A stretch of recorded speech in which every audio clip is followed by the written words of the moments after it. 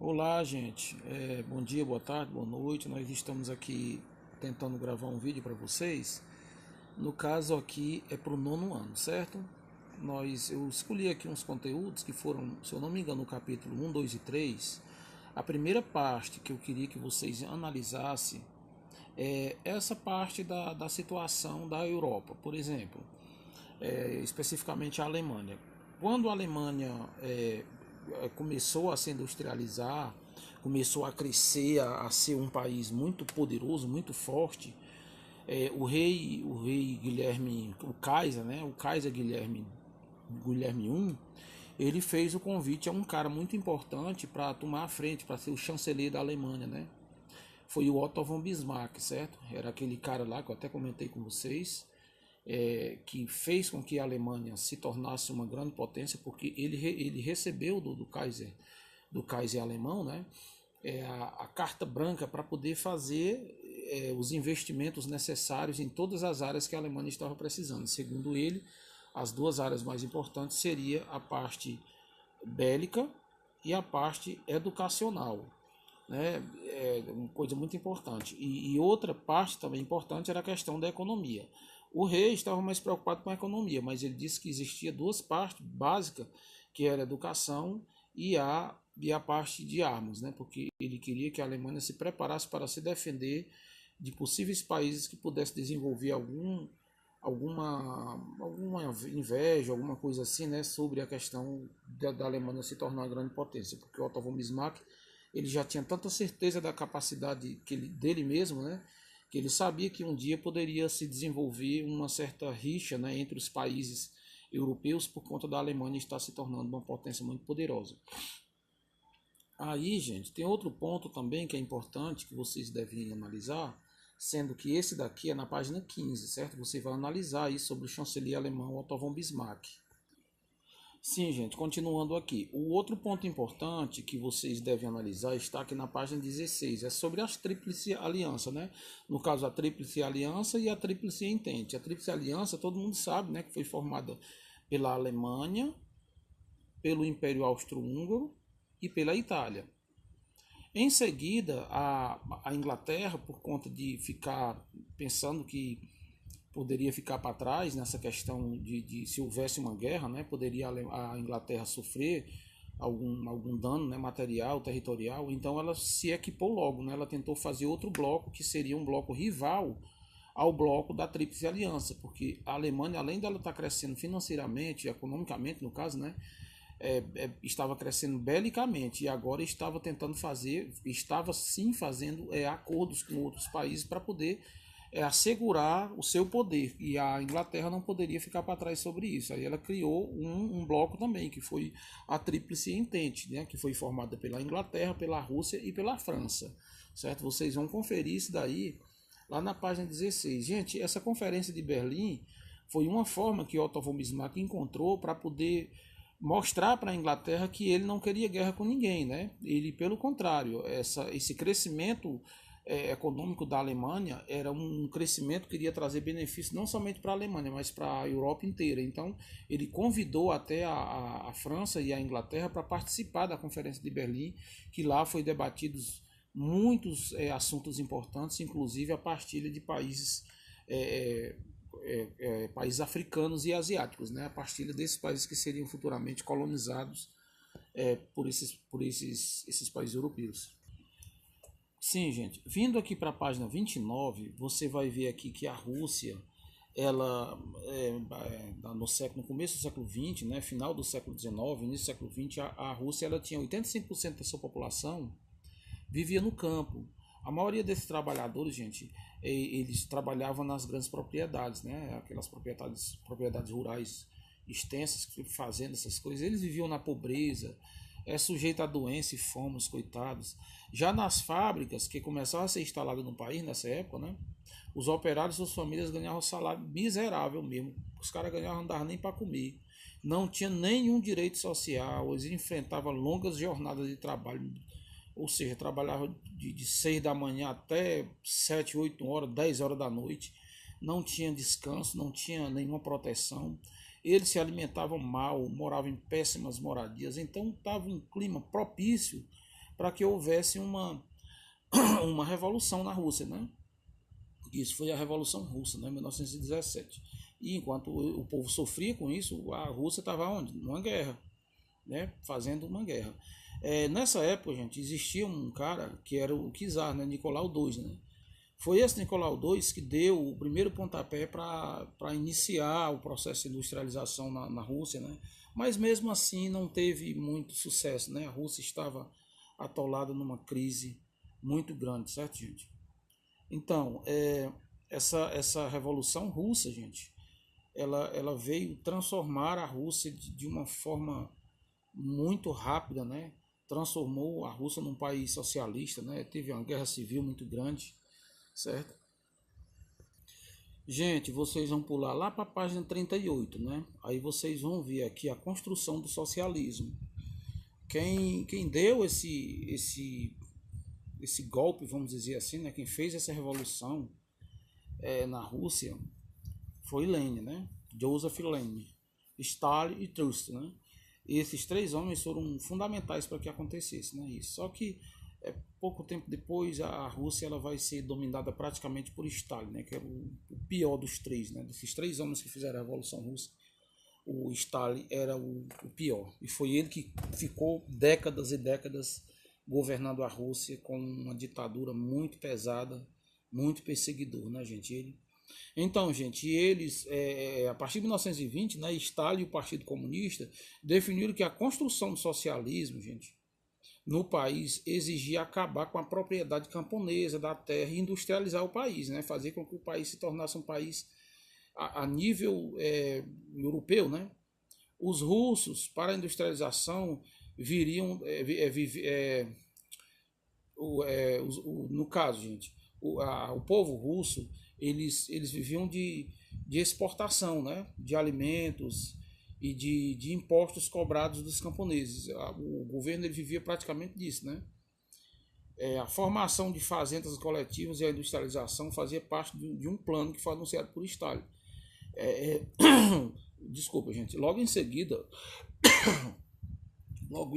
Stalin ele vai, para tornar a Rússia um país a nível europeu, industrializado no caso, né?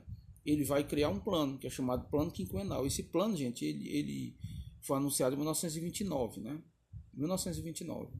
Era com a cola de, olha aqui, essa parte aqui que eu marquei aqui para vocês, ó. Com a coletivização do campo, as terras dos camponeses foram tomadas à força.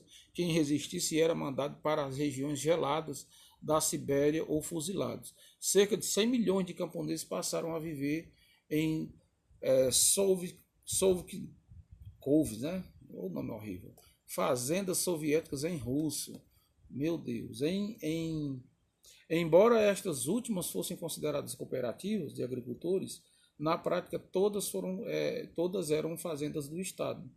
No caso, esse plano quinquenal, bem no cantinho aqui, eu tenho aqui uma explicação melhor. Era um instrumento de planejamento econômico definido pelo governo russo com métodos de industrialização e produção agrícola para um prazo de 5 anos. Cada 5 anos eles faziam um balanço para saber o que foi feito, o que precisa ser feito, né? Você viu aqui, gente, o detalhe? Ó, com a coletivização do campo, as terras dos camponeses foram tomadas à força. Isso é o comunismo no mundo, viu, gente? O comunismo segundo Stalin. Quem resistisse era fuzilado ou então mandado para a região bem gelada na Sibéria, gente. A Sibéria dá 70 graus negativo, gente. Às vezes a gente aí com 16 graus a gente tá com frio, né? Um ar-condicionado 16 graus na sala de aula a gente fica com frio, dependendo da quantidade de pessoas. Agora, 16 graus positivo, agora imagina 70 graus, 40 graus negativo. Lá normal é 40 graus negativo, mas chegou a ter até 70 graus negativo lá. É uma região muito fria. E Lenin fazia isso com o povo, né? Carrasco esse homem, viu? Gente, aí você já muda de capítulo, você já vai aqui para a página 95 e você vai chegar aqui nesse lado aqui, ó, que é construindo a República, no caso a República Brasileira.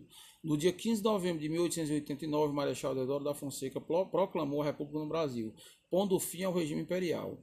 Gente, a partir desse momento nasce a oligarquia. Sabe o que é oligarquia? Olha aqui, ó, no pontinho, grupo de pessoas que domina a política ou a economia de uma determinada região, município, estado ou país. No caso aqui no Brasil ficou somente 39 anos. Esses caras que ficaram no poder durante todo esse tempo, a partir de 1891, né? O golpe foi em 1889. Só que a fundação da República foi em 1891 até 1930, quando Getúlio Vargas põe fim nessas oligarquias, né? E Getúlio Vargas é eleito a partir de outras famílias que são lá do Rio Grande do Sul. Mas durante todo esse período de 39 anos, a República Velha Brasileira ela vai ser governada por uma oligarquia, que é um grupo de pessoas, né? Uma família ou famílias, basicamente formado por pessoas de São Paulo e Minas Gerais.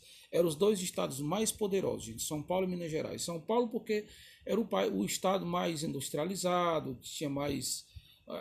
Eu não vou nem dizer industrializado, até volto aqui a minha palavra. Industrializado ele só vai começar a ser a partir de 1930. Tinha poucas indústrias, só que as indústrias não tinham tanta expressividade como elas passaram a ter a partir de 1930, porque Getúlio Vargas foi que passou a olhar para os industriais, vendo essas pessoas como pessoas importantes para a economia do país. O estado de São Paulo era o estado mais poderoso, porque tinha muita plantação de café, tinha muitos cafeicultores que representavam ali aproximadamente 50%, 60% ou até 70% da economia do Brasil. E o restante ficava distribuído aí, a maior parte em Minas Gerais e o restinho que sobrava nos outros estados. Então os dois estados mais poderosos eram São Paulo e Minas Gerais. Talvez eles detessem, talvez aí uns 90%, 80%, 90% de toda a economia do país, né? De toda a renda do país. Gente, outro ponto que você vai olhar na página 47, o coronelismo e as oligarquias. As oligarquias, que eu já falei que é um grupo de pessoas que predominam, esses oligarcas, gente, eles são políticos ligados ao poder, que eles são também ligados aos coronéis. Os coronéis, muitos deles que não eram políticos, mas eles faziam toda a base de sustentação da política, principalmente aqui no Nordeste. Eles quase que obrigavam as pessoas a votar nos candidatos que eles escolhiam, né? Cada cidade tinha um ou dois coronéis que mandavam naquela região, entendeu? E as pessoas o voto não era um voto escondido, né? O voto secreto como é hoje, era um voto mesmo na mesa, a pessoa vinha e colocava um nome, né? Somente homens votavam a partir de 22 anos, que fossem alfabetizados, que não fossem negros, que não fossem soldados, que não fossem religiosos, no caso padres, né? Essas pessoas assim. Então era uma coisa incrível, gente. Era muito interessante essa questão da influência do coronelismo sobre o voto. Como o voto era uma coisa dominada pelos coronéis, a gente chama de voto de cabresto. Nessa época era chamado voto de cabresto, certo? Você tem que observar muito essa parte aí, tá bom?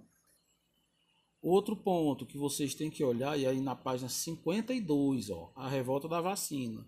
O que foi a revolta da vacina, gente? Já no começo do século XX, no final do século XIX, início do século XX, né, cientistas europeus descobriram a existência de vírus e bactérias. Durante a gestão de Pereira Passa aqui no Rio de Janeiro, o médico Oswaldo Cruz ele foi convocado, né, para livrar o Rio de Janeiro de várias doenças que estava tendo, né, por conta de sujeira, ratos, baratas, a proliferação de vários insetos. Ele foi convocado a eliminar os ratos, mosquitos que existiam em toda a região para evitar de ter várias doenças, né?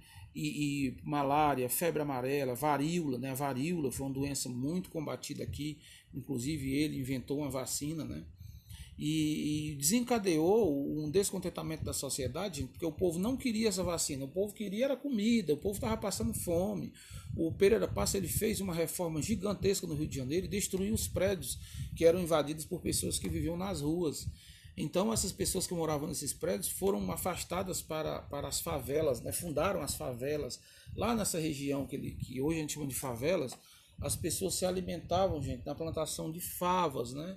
Plantando favas, e por isso eles eram chamados de favelados. Sim, gente, eu dei só uma pausazinha aqui para continuar com o negócio aqui que eu comecei e não tinha terminado. Sim, gente, então esse período ficou conhecido como revolta da vacina. A população não queria ser vacinada, a população queria era comida, moradia e tal, né? Outro ponto, gente, eu vou passar aqui direto, não vou dar nem pausa, é a Guerra de Canudos, gente. você vai lá para a página 54 e você vai analisar a Guerra de Canudos. Gente, o massacre de Canudos é uma história muito interessante, ao mesmo tempo triste, né, que conta a história de várias pessoas que viviam sendo, não vou nem dizer escravizadas não, né, semi-escravizadas, trabalhando por salários baixíssimos, sendo manipuladas, sendo humilhadas por vários fazendeiros. E Antônio Conselheiro, que era um pedagogo, uma pessoa de uma classe média, um homem muito esclarecido, católico, né? Ele passou pelos interiores do Nordeste pregando o evangelho católico, dizendo que o povo tinha que se livrar da república que estava sendo implantada no Brasil. Ele, segundo ele, ela tinha tomado o poder do imperador, né? O direito que o imperador tinha de governar. Ele começou a pregar isso em cima dessa questão política e também em cima da questão religiosa, falando do messianismo, que futuramente o sertão iria virar praia, a praia ia virar sertão. Então, quem está no sertão ia ser abençoado por Deus, porque até o pó da terra iria virar fubá, que é alimento básico na época, né, para eles. Então, Antônio Conselheiro, gente, ele conseguiu levar muita gente para essa região chamada Canudos. E lá, depois, o governo, por denúncias de coronéis e várias outras pessoas, Canudos foi totalmente destruída, certo? Então, eu quero que vocês estudem, examinem tudo isso aí que eu falei, e que Deus abençoe, que vocês tirem uma ótima nota. Comenta aí, gente, no vídeo, se inscreve no canal, dá uma curtidazinha, ajuda a gente aí, tá bom? Valeu!